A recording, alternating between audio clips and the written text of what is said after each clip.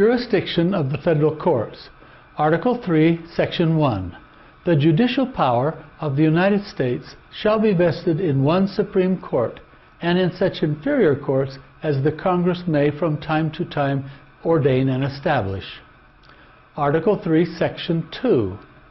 The judicial power shall extend in all cases in law and equity arising under this Constitution, the laws of the United States, and treaties made or which shall be made under their authority.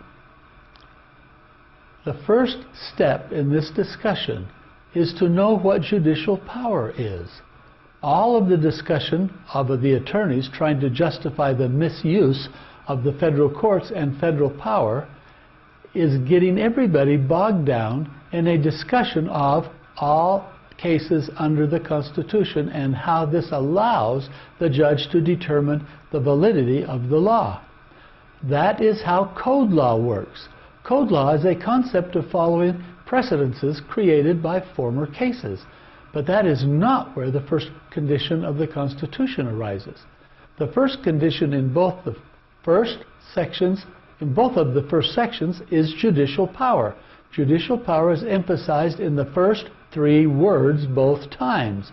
It would seem that that was the important item the founders wanted to get across. So it would behoove us to see what the Law Dictionary says about judicial power. Judicial power.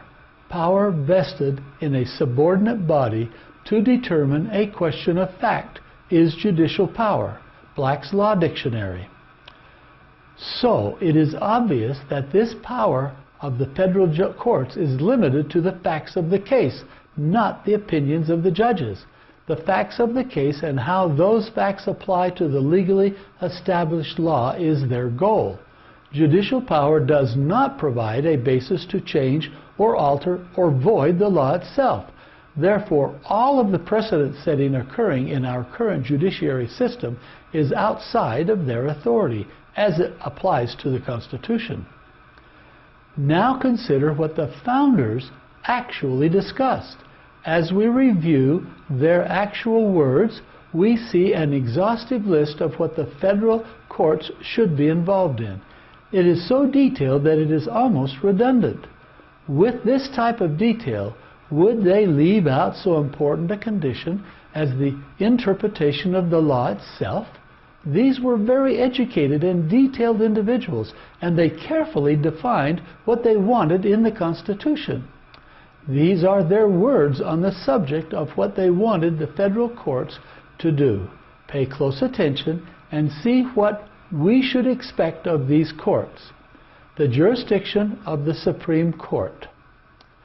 The jurisdiction of the Supreme Court shall extend to all cases arising under the laws passed by the legislature of the United States, to all cases affecting the ambassadors or other public ministers and consuls, to the trial of impeachment of officers of the United States, to all cases of admiralty and maritime jurisdiction, to controversies between states, except those with regard to jurisdiction or territory, between a state and a citizen or citizens of another state, between citizens of different states and between a state or the citizens thereof, and foreign states, citizens or subjects.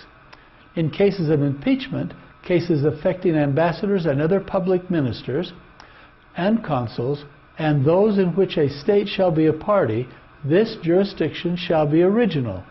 The Founders' Constitution, Volume 4, page 223. Is there any reference in this discussion or in the Constitution to the business of definition or review of the law? I can't find one. Since that is the prevalent view in today's court system, we should uncover where that concept came from. In another discussion or article, I wrote in detail about the power of the Supreme Court. That article uncovers where this concept originates, so we won't cover it again. Rather, let's consider the concepts of the Declaration of Independence and the Constitution. In these documents, the basis is common law. That is, the law of God, or the law of nature if you prefer. That law does not change. It was established by divine power and is a part of our very makeup as human beings. That is the basis of our founding documents. The concept of code law was established to give the judicial system more power and to allow them to vary what the law is by their own prejudices at any time they wanted. That concept allows the judiciary to control our lives and bend us to their will. I would say it is a tool of the adversary of our liberties.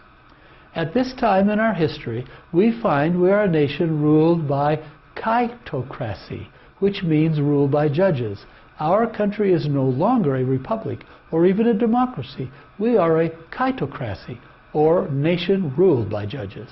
Many are not even elected, but appointed, and those that are elected are the least watched of any of our elected officials. When was the last time you knew what a judge stood for or reviewed his decisions before you voted? We must get our republic back again, and to do that we must learn what is happening today and then work to change it back to what the Founding Fathers originally gave us.